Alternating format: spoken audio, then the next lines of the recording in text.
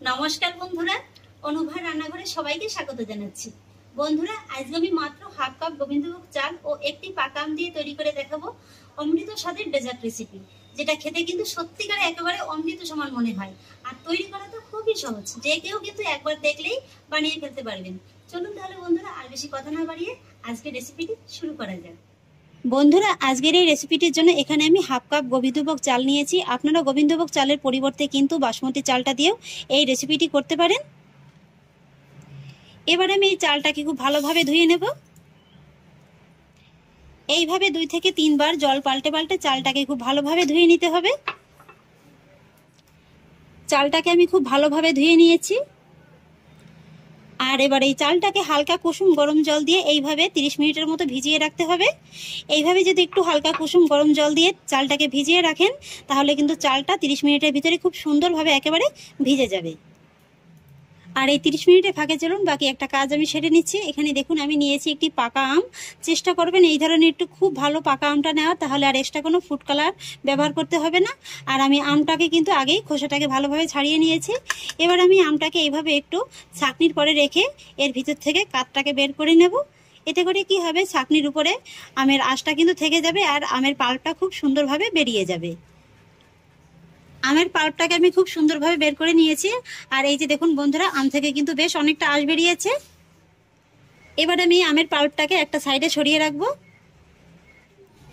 এদিকে চালটা ভিজিয়ে রেখেছি, 30 মিনিট হয়ে গেছে। চালটা দেখুন খুব সুন্দরভাবে কিন্তু একেবারে ভিজে গিয়েছে। এই যে দেখুন, এবার আমি চালটাকে একটু পেস্ট করে নেব। সেই জন্য ছোট দেখে একটি মিক্সি জার নিয়ে নিয়েছি, জারের ভিতরে চালটাকে দিয়ে দেব। এবার চালটা পেস্ট করার জন্য দিয়ে দেবো অল্প একটু জল। খুব বেশি জল দেওয়ার প্রয়োজন নেই, মোটামুটি চালটা ভালোভাবে পেস্ট হওয়ার জন্য যতটুকু জল প্রয়োজন হয় ততটুকু দিলেই হয়ে যাবে। চালটাকে আমি খুব সুন্দর করে পেস্ট করে নিয়েছি। আর এই চালটা কিন্তু একেবারে যে খুব বেশি মিহি করে পেস্ট করতে হবে তা কিন্তু নয়, হালকা একটু দানা দানা ভাব থাকলে কিন্তু খেতে ভালো লাগবে। এই যে দেখুন, আমি কিন্তু হালকা একটু দানা দানা ভাব রেখেছি। এবার আমি চলে এলাম রেসিপির পরবর্তী ধাপে। গ্যাসে একটি কড়াই বসিয়ে দিয়েছি, কড়াইতে দিয়ে দেবো সামান্য একটু জল। আর তারপর জলটা যখন এইভাবে হালকা একটু গরম হয়ে উঠবে, তখন আমি এর ভিতরে অ্যাড করব 500 গ্রাম তরল দুধ। এখানে যদি হালকা একটু জল দিয়ে দুধটাকে জাল করে নেওয়া হয়, তাহলে আর দুধটা কড়াইতে লেগে যেতে পারে না। এখানে আমি প্যাকেটের দুধটা নিয়েছি, আপনারা চাইলে কিন্তু গরুর দুধটাও ব্যবহার করতে পারেন। এবার মিডিয়াম হাই ফ্লেমে দুধটাকে আমি প্রথমে একবার একটু ফুটিয়ে নেব। এই দুধটাকে কিন্তু খুব বেশি জাল করে ঘন করে নেওয়ার কোনো প্রয়োজন নেই। দুধটা দেখুন খুব সুন্দরভাবে কিন্তু ফুটে উঠেছে। আমি এর থেকে আর বেশি জাল করে নেব না। আর ঠিক এই পর্যায়ে আমি এর ভিতরে অ্যাড করব 1/3 কাপ চিনি। তবে চিনির স্বাদটা সম্পূর্ণই আপনারা আপনাদের স্বাদ অনুযায়ী দিয়ে দেবেন। সেই সঙ্গে সুন্দর একটা ফ্লেভারের জন্য দিয়ে দেবো 4টি ছোট এলাচ। আর স্বাদের ব্যালেন্সটা ঠিক রাখার জন্য দিয়ে দেবো খুবই সামান্য একটু লবণ, তবে আপনারা লবণটা অপছন্দ করলে স্কিপ করে যেতে পারেন। এবার এই সমস্ত উপকরণগুলো আমি দুধের সঙ্গে খুব ভালোভাবে একবার মিশিয়ে নেব।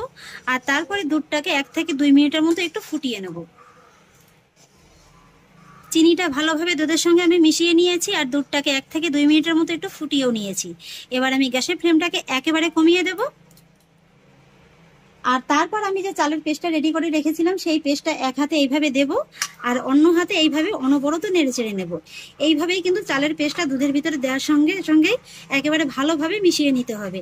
তা না হলে কিন্তু দুধটার ভিতরে একদম চালের পেস্টটা ডেলা পাকিয়ে যাবে, সেক্ষেত্রে কিন্তু এটা খেতে ভালো লাগবে না। এই যে দেখুন বন্ধুরা, দিতে দিতেই কিন্তু এটা বেশ ঘন হয়ে গেছে। এইভাবেই কিন্তু হাতটাকে অনবরত চালিয়ে যেতে হবে আর খুব সুন্দর একটা স্মুথ ব্যাটার তৈরি করে নিতে হবে। আর এই সময় কিন্তু গ্যাসের ফ্লেমটাকে একেবারে বাড়িয়ে রাখা যাবে না, একেবারে কম রেখেই কিন্তু এই কাজটা করে নিতে হবে। এই যে দেখুন বন্ধুরা, চালের পেস্টটা কিন্তু আমি দুধের সঙ্গে খুব ভালোভাবে মিশিয়ে নিয়েছি। এই যে দেখুন, একটা স্মুথ ব্যাটার কিন্তু রেডি হয়ে গেছে। আর যেহেতু চালটাকে এখানে আমি পেস্ট করে নিয়েছি, তাই কিন্তু এখানে চালটা সেদ্ধ হতে খুব বেশি সময় লাগবে না।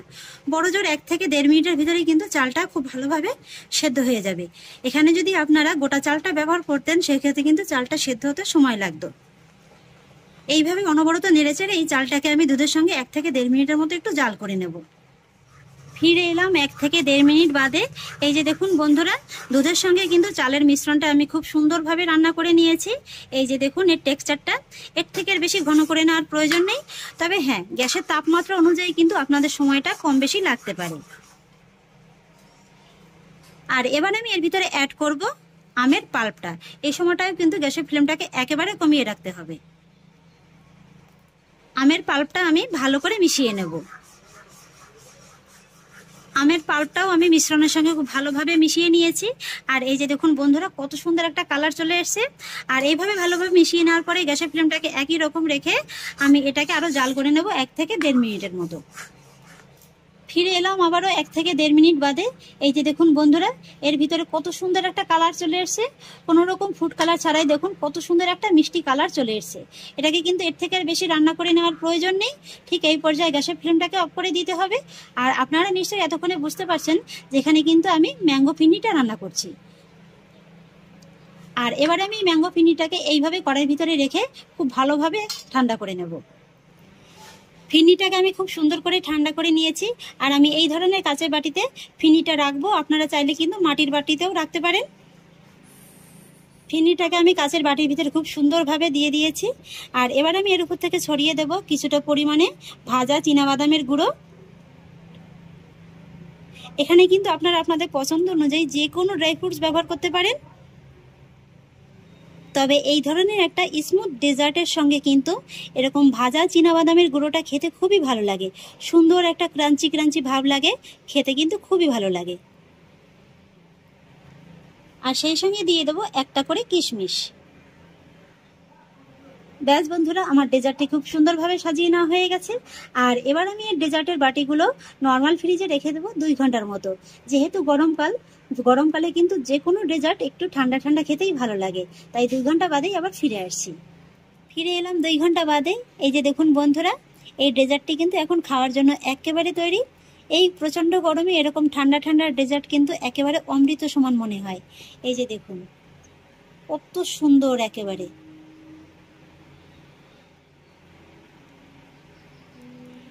এরকম হালকা বাদামের ক্রাঞ্চি ভাব, আর সেই সঙ্গে এরকম অমৃত সমান ডেজার্ট খেতে কিন্তু বন্ধুরা একেবারে দুর্দান্ত লাগবে। আর এই ডেজার্টটি তৈরি করাও যেমন সহজ, আর তেমনি কিন্তু খুবই কম সময় লাগে। মাত্র 10 থেকে 15 মিনিটের ভিতরেই কিন্তু এই ডেজার্টটি তৈরি করা যায়। আর এই ডেজার্টটি তৈরি করা যতটা না সহজ, তার থেকে কিন্তু খেতে অনেক বেশি মজাদার। বাচ্চা থেকে বড় সবাই কিন্তু খেয়ে আপনার শুধু প্রশংসাই করবে। বাড়িতে যদি হঠাৎ কোনো অতিথি চলে আসে, তাদেরও কিন্তু এইভাবে এই ডেজার্টটি অবশ্যই বানিয়ে দিতে পারেন। তারা কিন্তু খেয়ে আপনার শুধু প্রশংসাই করবে। তাহলে বন্ধুরা, কেমন লাগলো আমার আজকের এই ম্যাঙ্গো ফিরনি রেসিপি? আশা করছি আপনাদের খুবই ভালো লেগেছে। যদি ভালো লেগে থাকে তাহলে আমাকে অবশ্যই একটা লাইক এবং কমেন্ট করবেন, সেই সঙ্গে বন্ধুদের সঙ্গে শেয়ার করবেন। আর প্লিজ বন্ধুরা, যদি আমার পরিবারের নতুন সদস্য হয়ে থাকেন তাহলে একটা সাবস্ক্রাইব করে পাশে থাকা বেল আইকনটি প্রেস করে দেবেন। ফিরে আসছি এরকমই পরের অন্য কোনো নতুন রেসিপি নিয়ে। সবাই ভালো থাকুন, সুস্থ থাকুন, ধন্যবাদ।